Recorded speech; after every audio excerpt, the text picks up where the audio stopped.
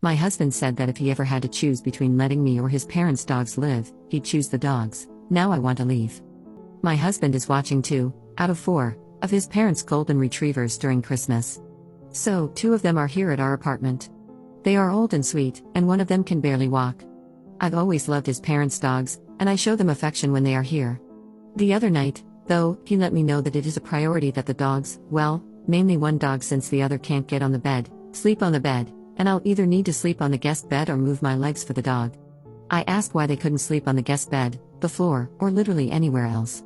He said it's because they are used to always sleeping with him. He was single and living with his parents until he met me at age 34, so the dogs slept on his bed and were his comfort. We got married last February, and he left the dogs at his parents' house. It's a queen bed, and the golden retriever is huge, so he takes up most of it. He also won't move when gently pushed and likes to place himself in the middle of the entire left side of the bed. My husband told me not to make him move or shove him, but to work around him. When I gently laid my leg on top of the dog, he said it was too heavy for him. I'm thin, and my leg is very light. Mind you, my husband then got to sleep stretched out on his side of the bed. The first morning, I woke up on my side, wanting to die. The dog's massive weight had contorted the bed just enough to bend my back backward and make me think I was literally having a double kidney infection. I must have slept in a semi-backbend position all night. Last night, I asked him to switch places with me, and he did so to prove a point. 5 minutes after laying on the gravity-inducing sinking hole on the dog's side of the bed, my husband wailed in pain like something sharp had stabbed him in the back. He changed positions, but I insisted he sleep on the dog's side with the dog because I was so sore. Before we went to sleep, I was listening to him whisper sweet nothings to the dogs. I'm not the weird jealous type over dogs. I grew up with 2 Goldens and a Shih Tzu, and I truly adore dogs. But he wouldn't even touch me when they were around. They 100% fill his emotional cup. Sometimes we'll be out at a restaurant or something, and he'll stare off with teary eyes. When I ask what's wrong, he says he misses his dogs. Multiple times, I'll ask him what he's in deep thought about, and he'll say his dogs. I asked him if he wanted to snuggle, and he said no. He kept making comments about how he's sad his dogs don't have more room. I've noticed this increasing awareness that he might 100% value his dogs more than me. I explained this away to myself as being logical, as we've only been married since February. For context, I grew up always putting others first and valuing myself as less important than those around me. Church taught me that God wants us to put others before ourselves, and I spiraled. This seems silly, but an example of this is that I would show up to church with my family, and if there was one donut left, my blood sugar was routinely low because I helped my 3 little brothers get ready, so I didn't have time to eat. I would let whatever older person have the last donut and go completely sweaty and blacking out. This was the extreme fear I developed of ever putting myself first. Back to the scene in bed. I finally said, kind of joking, that I feel sometimes like he loves his dogs more than me. He got quiet.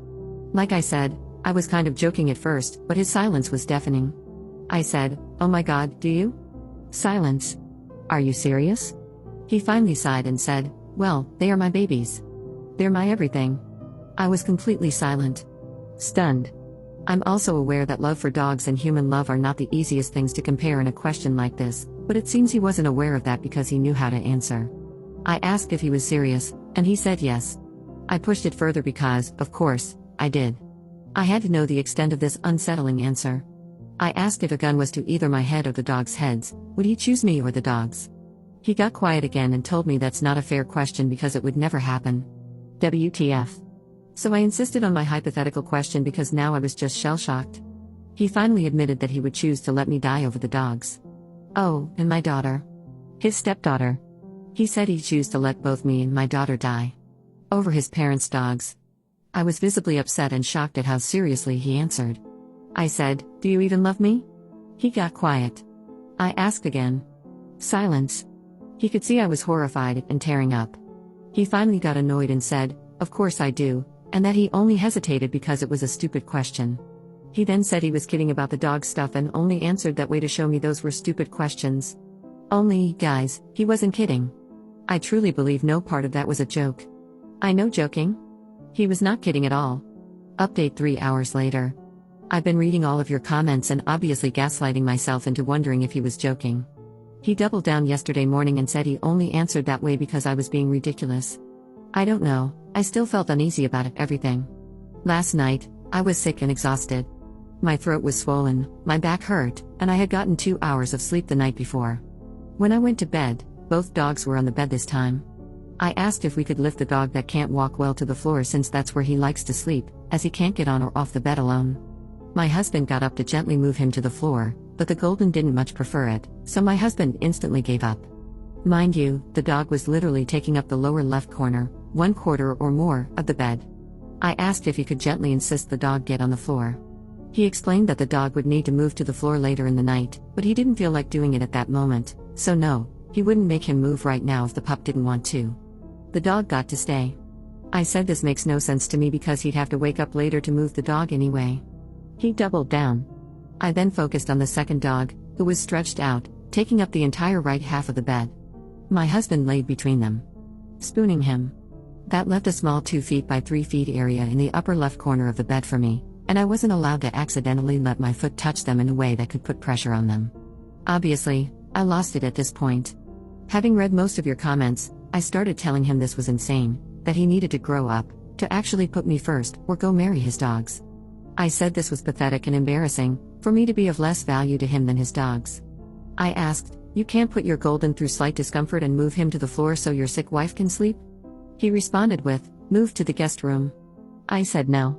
He said, "Fine, I'll move to the guest room." I said I really want to actually spend time with him since my kiddo is out of town. We never spend time together.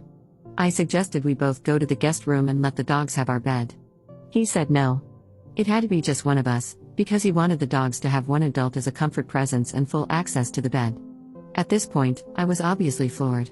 Around this time, the dog that sleeps on the floor somehow moved himself off the bed to the floor, even though I didn't think he could without help due to his hips. My husband noticed and instantly freaked out, asking if I had made the dog get off the bed. I said no. He then said I should leave, that I'm insane, and that he wants a divorce. He told me they will always be more important to him. He slept holding them so gently and snugly. So that's the story of how I'm sitting upstairs, trying to figure out how to pack my stuff and leave to spend Christmas Eve and Christmas alone. Because I'm worth less than 2 dogs. Oh, and it's storming outside.